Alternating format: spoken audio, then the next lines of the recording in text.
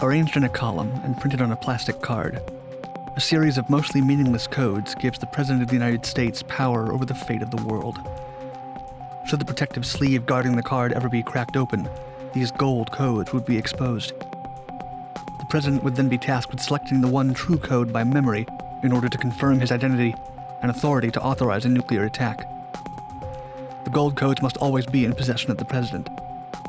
Yet in the early 2000s, President Bill Clinton apparently spent months without his, and the missing card would never be found.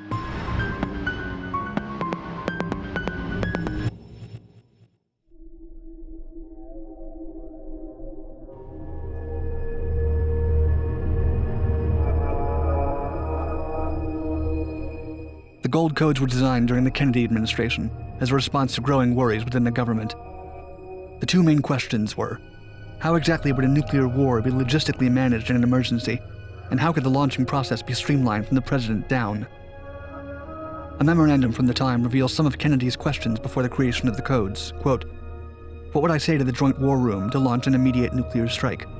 How would the person who received my instructions verify them?" The gold codes are the actual set of numbers needed by the President of the United States so that he or she can verify their identity and fulfill their role as Commander-in-Chief of the Armed Forces if they want to launch a nuclear strike. A set of gold codes and an additional nuclear football are also always in the proximity of the Vice President, should the President be unable to fulfill his duties due to injury, incapacity, or death. These codes are written in a column on a laminated card about the size of a credit card, commonly referred to as the biscuit. The presidential biscuit will be ordinarily carried by the President himself. It must be released from an opaque plastic covering in order to be read. General Hugh Shelton, who in his 2010 autobiography revealed the Clinton incident with the gold codes, wrote that the steps required for a nuclear attack or response are all, quote, dependent on one vital element, without which there can be no launch. One such vital element would be the gold codes.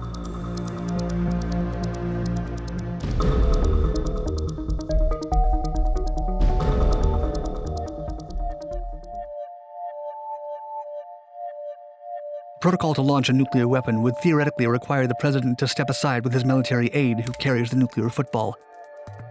After the briefcase is opened, the President would select a pre-drawn attack option developed during O-Plan 8010. These plans are categorized as either major, selected, or limited, with decreasing severity and scale in that order. He would then have to contact the National Military Command Center at the Pentagon through a secure channel. The President in turn would have to confirm his identity by speaking out the gold codes. This would be followed by sharing the specific attack option selected, and the information would be spread down the chain of command. The following process was disclosed by nuclear policy consultant Stephen Schwartz, who stated, quote, "The chain of command goes from the President through the Chairman of the Joint Chiefs of Staff, and then, if we're using long-range weapons, down through to Strategic Command. Then the order is relayed to our forces in the field. It always happens extremely quickly. The forces in the field include submarines, missile silos, and bomber aircraft. In whole, the process should take around 30 minutes. As an added security measure, ordering a nuclear attack requires a two-man rule, meant to ensure that no individual is solely responsible for such an act, despite the President holding authority over nuclear arms. Under the two-man rule, the Secretary of Defense also has to authenticate the order to the Chairman of the Joint Chiefs of Staff. Together, the President and the Secretary of Defense make up what is known as the National Command Authority. However, the Secretary of Defense can only verify or negate the validity of a nuclear attack order, but can't actually veto it. The only legal and practical way to stop a President of the United States from launching a nuclear war, should he so desire, would be for the Vice President, along with the Cabinet heads or Congress, to invoke Section 4 of the 25th Amendment to the U.S. Constitution, declaring the President unfit to carry out his obligations.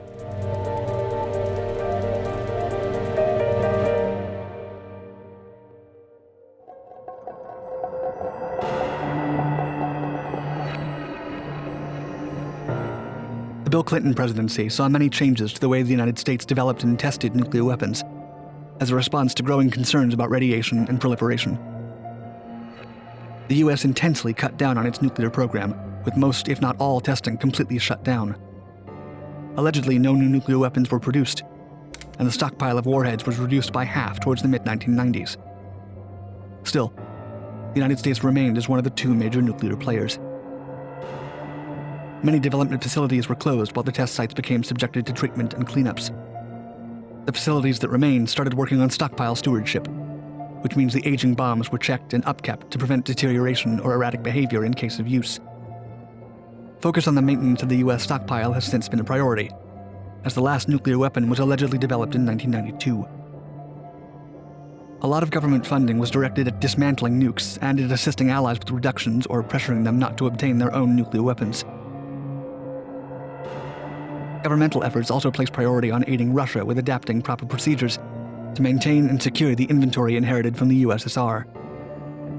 Of course, there was a very marked limit to American interference allowed by the Russian Federation. Under Clinton's administration, much of the funds were provided for U.S. citizens entitled to compensation by the Radiation Exposure Compensation Act, signed into law by his predecessor, George H.W. Bush. Clinton also pushed for START III, a new strategic arms reduction treaty between Russia and the U.S. It was intended to reduce the deployed arsenals of both nuclear powers and expand on the accomplishment of the START I and II, negotiated by George H.W. Bush. Unfortunately, negotiations fell through, and it was never signed, leaving both countries with significant stockpiles.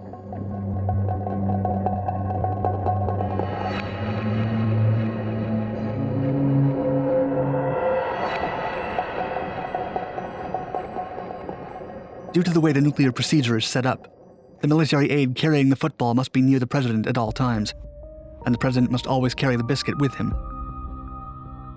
Bill Clinton's former chairman of the Joint Chiefs of Staff, General Hugh Shelton, revealed in his autobiography that during his tenure, the system was in jeopardy for an extended period of time. President Clinton allegedly misplaced his Gold Codes card for months in 2000. Back then, the card was replaced as routine as every 4 months. That year, the issues stemming from the misplacement began to manifest when the Pentagon sent a representative to physically verify that the codes were correct and that they matched those at the Pentagon. This procedure was routinely done every 30 days, even though the codes were only changed more sparingly. When the officer arrived at the White House, one of the presidential aides claimed that President Clinton was unable to receive him due to an ongoing classified meeting. Furthermore, the officer was sent away with the assurance that the president had the gold codes with him and that he took the matter seriously. The following month, the same tactic was used successfully, since the original Pentagon officer had been replaced by another due to the first being on vacation. In his book, Shelton expressed that, quote, "This comedy of errors went on, without President Clinton's knowledge, I'm sure, until it was finally time to collect the current set and replace them with the new edition." Recalling the incident, military aide Lieutenant Colonel Robert Patterson wrote in his own book, quote, "He thought he'd just placed them upstairs. We called upstairs, we started a search around the White House for the codes, and he finally confessed that he, in fact, misplaced them. He couldn't recall when he had last seen them. It was then revealed that they had been missing for months. While this could have been the result of misplacing them, it's also been theorized that the president could have never actually had them on him, and instead had assumed that one of his aides was carrying it." In light of the incident, the Secretary of Defense updated their procedure. From then on, it mandated that the officer conducting the checkup must physically see the codes the day he is dispatched, and that he must wait should the president be otherwise engaged. Members of the administration feared that this embarrassing event would reach the press and further tarnish the reputation of the president, who was at the moment the subject of scandal. It's been speculated that increased secrecy around the incident prevented this from happening until personnel accounts were published long after Bill Clinton's presidency ended. Similarly to this incident, allegations have been made that President Jimmy Carter once left the biscuit in a suit taken to the dry cleaners, but that particular incident has not been confirmed or debunked.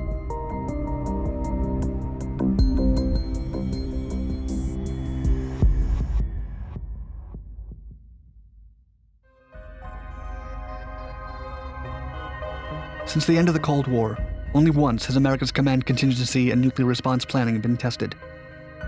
During the events of 9/11, the U.S. reportedly sent a Boeing E-4 Doomsday plane to the air, which is used as a command post in case of a nuclear war, and the seat of government might be in danger. As an additional measure, the Deputy Secretary of Defense was evacuated to the Raven Rock Mountain Complex. Fortunately, the day did not escalate into a nuclear conflict. Still, as a result of the emergency situation, the Bush administration worked on modifying and expanding classified plans and programs that ensure the continuity of American governance and defense capabilities.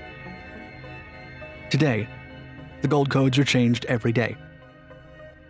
They are sent by the National Security Agency to the Pentagon, the White House, the Strategic Command, and the Take Charge and Move Out military system of communications, which is intended to provide a connection between weapon delivery systems and the chain of command.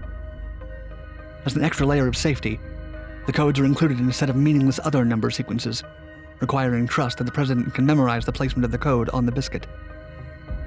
Despite denuclearization efforts, the gold codes remain relevant as ever, under the threats that North Korea and Russia pose to the United States of America.